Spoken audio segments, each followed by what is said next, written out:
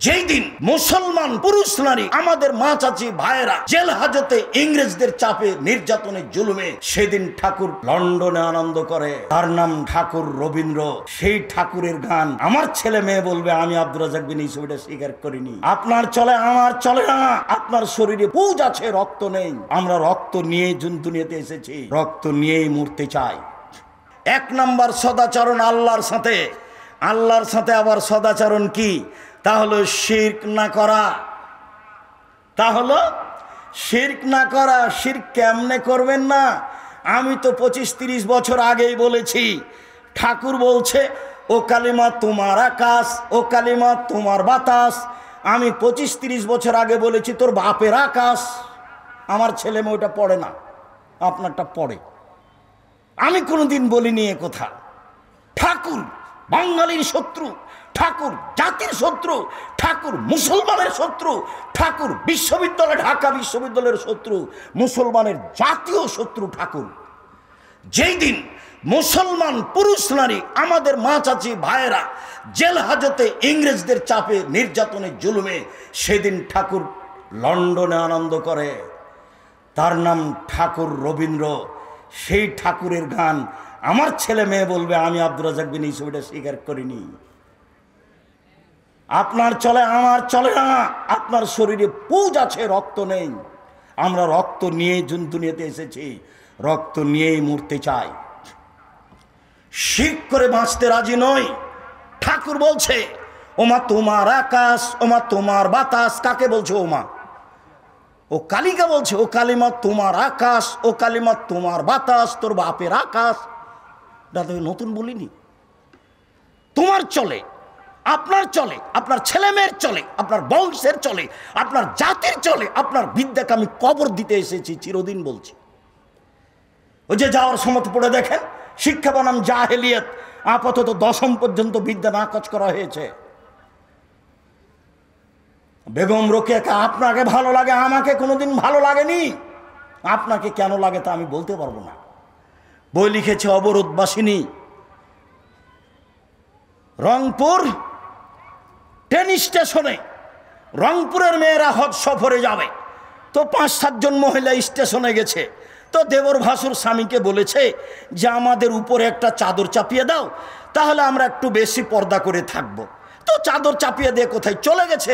এখন station master গেছে, গিয়ে দেখছে কিরে এগুলো কিসের বস্তা। তো পা দিয়ে দেখছে লাথি মেরো, কিসের বস্তা এগুলো, কিসের বস্তা। এভাবে বেগম রোকেয়া দেখাচ্ছে, পর্দার নিন্দা করছে। বেগম রোকেয়া আপনাকে ভালো লাগে, আমাকে কোনোদিন ভালো লাগেনি।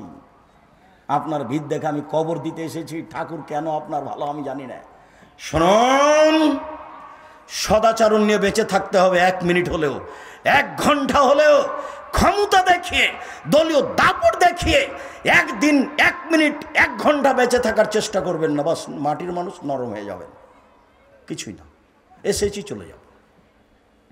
সহজ হবে। মামলা নেই, প্রতিবাদ নেই, প্রতিশোধ নেই, প্রতিবাদ নেই, প্রতিশোধ নেই, মামলা নেই, ক্ষমতা নেই, দাপট নেই। হালাল রুজি উপার্জন করবে 4টে। 1 5 ওয়াক্ত সালাত, 2 হালাল রুজি, 3 কোরআন তেলাওয়াত, 4 আড্ডা পিটা হারাম। জীবনে কোনোদিন দোকানে বসে আড্ডা পিটবেন না। আড্ডা পিটা হারাম। যার স্বভাব খারাপ, যার অভ্যাস খারাপ, যার খাসলত খারাপ, সেই দোকানে বসে আড্ডা পিটে। ল্যাংটা মেয়ে নাচে টিভিতে, আর আপনি বসে থাকেন। আপনি তখন পরেশগার মানুষ, আপনি ভালো মানুষ। কেমনে আপনি বলছেন আমি ভালো মানুষ? আপনার স্বভাবই তো ভালো নয়। কি দিয়ে আপনি ভালো মানুষ হলেন? একরাহুল কালামা কাবাল আলী সাহেব, একরাহুল কালামাবাদ আলী সাহেব, একরাহুল নামা কাবাল আলী সাহেব। আল্লাহর নবী এশার সলাতের পূর্বে ঘুমিয়ে যাওয়া ঘৃণা করতেন। আল্লাহর নবী এশার সলাতের পরে কথা বলা ঘৃণা করতেন। আপনার বাড়িতে 44 ধারা কারফিউ জারি থাকবে। 10টার পরে কেউ বাড়িতে জেগে থাকতে পাবে না, সবাইকে ঘুমাতে হবে পড়াশোনা ব্যতীত। মোবাইল দেখছে ঘন্টার ঘন্টা, টিভি দেখছেন ঘন্টার ঘন্টা, রাত 2টা পর্যন্ত। আপনি কি দিয়ে রাতে উঠবেন? 10টায় ঘুমিয়ে যাবেন, 3টায় উঠবেন, এই যে 5 ঘন্টা ঘুমিয়েছেন। এখন উঠে 2 রাকাত সালাত আদায় করে আল্লাহকে কিছু বলেন। উনি নিচের আকাশে নেমে এসেছেন আপনার কথা শোনার জন্য। কি দিয়ে বুঝায় আমি জাতিকে বুঝাতে পারলাম না আল্লাহর দয়ার কথা। জাতি শুধু কেচ্ছা কাহিনী মিথ্যা নিয়েই চললো, জাতি শুধু দলীয় দাপট নিয়েই চললো, জাতি শুধু দল মাঝাব নিয়েই চললো। ওরা মাঝাবের দাওয়াত দেয়, এরা দলের দাওয়াত দেয়, কে বা নাবির দাওয়াত দেয়, কেউ যে দেয় না। নবীর দাওয়াত দিতে হবে, দল মাঝাবের নয়। জেহেন খালি করতে হবে, আড্ডা পিটা বন্ধ করতে হবে। দোকানে বসে আড্ডা পিটা চিরদিনের জন্য হারাম, মনে রাখতে হবে সদাচরণ জরুরি। সম্মানিত দিনী ভাই বোন, ভেবে বাকি জীবন বেঁচে থাকার চেষ্টা করি। আল্লাহ তুমি তৌফিক দান করো, আল্লাহুম্মা আমিন। আলহামদুলিল্লাহ ওয়াহদা ওয়াসসালাতু ওয়াসসালামু আলা মান লা নাবিয়্যা বাদা। ভালো আচরণ কিভাবে করা যায়, ভালো আচরণের পথঘাট কি? প্রথমত বলি, ভালো আচরণ দিয়ে জান্নাতুল ফেরদাউস পাওয়া যায়। মনে রাখতে হবে ভালো কথা, এমন কোনো ইবাদত নেই যার বিনিময় জান্নাতুল ফেরদাউস ভালো আচরণ ছাড়া। আবার মনে করেন, এমন কোনো ইবাদত নেই যার সরাসরি বিনিময় জান্নাতুল ফেরদাউস ভালো আচরণ ছাড়া। কি বুঝলাম? মানে একমাত্র ভালো আচরণ ইবাদত দিয়েই জান্নাতুল ফেরদাউস পাওয়া যায়, অন্য কোনো ইবাদত দিয়ে পাওয়া যায় না। হ্যাঁ, ইবাদতের ভিত্তিতে আল্লাহ সন্তুষ্ট হলে পাওয়া যেতে পারে, নইলে দিন রাত বলতে হবে জান্নাতুল ফেরদাউস দাও আমাকে, জান্নাতুল ফেরদাউস দাও আমাকে, জান্নাতুল ফেরদাউস দাও। কবুল হলে হতে পারে, অন্যথায় এমন একটা ইবাদত আছে দুনিয়াতে যার বিনিময় হতে জান্নাতুল ফেরদাউস। দেখেন, উমামা বাহিলি রাদিয়াল্লাহু তাআলা আনহু বলেন, রাসূল সাল্লাল্লাহু আলাইহি ওয়াসাল্লাম বলেছেন, আনা যাইমুন বিরাবাজিল জান্নাহ, আনা যাইমুন বিবাইতিন ফিরাবাজিল জান্নাহ লেমন তারাকাল মেরাহা ওয়া ইন কানা মুহিক্কান। পৃথিবীর মানুষ শুনে রেখো, সত্য হলেও কেউ যদি তর্ক না করে, তর্ক ছেড়ে দেয়, আমি মুহাম্মদ সাল্লাল্লাহু আলাইহি সাল্লাম তাকে জান্নাতে একটি ঘর নিয়ে দিব। তর্কে লিপ্ত হবেন না। আব্দুর রাজ্জাক এটা বলেছেন, আরে না এটা বলেছেন, আরে না এটা বলেছেন। যখনই বুঝলেন তর্ক, তখনই বলবেন আসসালামু আলাইকুম, গেলাম। তর্ক নেই। কেউ যদি তর্ক ছেড়ে দিতে পারে, আমি মুহাম্মদ সাল্লাল্লাহু আলাইহি সাল্লাম তাকে জান্নাতে একটা ঘর নিয়ে দিব। তিনি বলেন, অবে বাইতিন ফি ওয়াসতিল জান্নাহ লিমান তারাকাল কিযবা ওয়া ইন কানা মাযহা। মজাক করে হলেও যদি কেউ মিথ্যা না বলে, মিথ্যাই হলো মানুষের স্বভাব। এখন মিথ্যাই স্বভাব।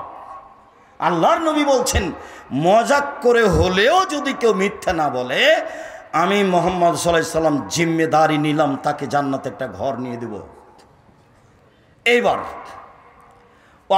আলাল জান্নাহ লিমান হাসানা খলকাহু, যে তার চাল চলনকে ভালো করলো, আমি মুহাম্মদ সাল্লাল্লাহু আলাইহি সাল্লাম তাকে জান্নাতুল ফেরদাউস নিয়ে দিব।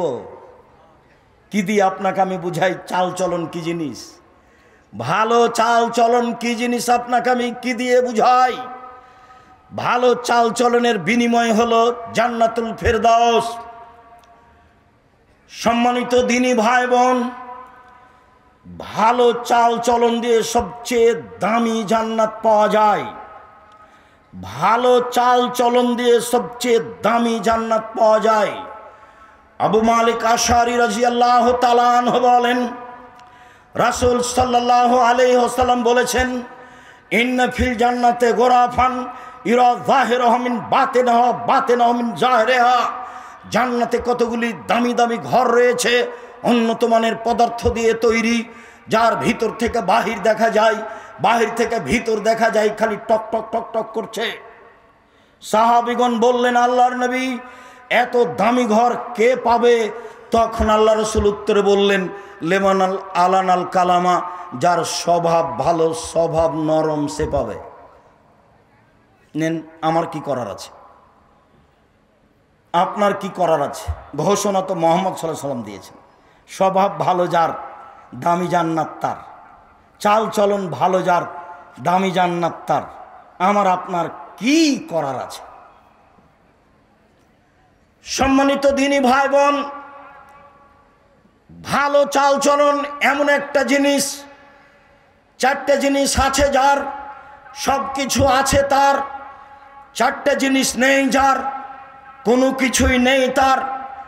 ভালো চাল চলন যার, সব কিছু তার, ভালো চাল চলন যার, ইহকাল তার, পরকাল তার। রাসূল সাল্লাল্লাহু আলাইহি সাল্লাম বললেন, পৃথিবীর মানুষ মনে রেখো চারটে। তার এক, হুসনু খালিকাতিন, ভালো চাল চলন। ভালো চাল চলন যার, দুনিয়া তার, ভালো চাল চলন যার, পরকাল তার।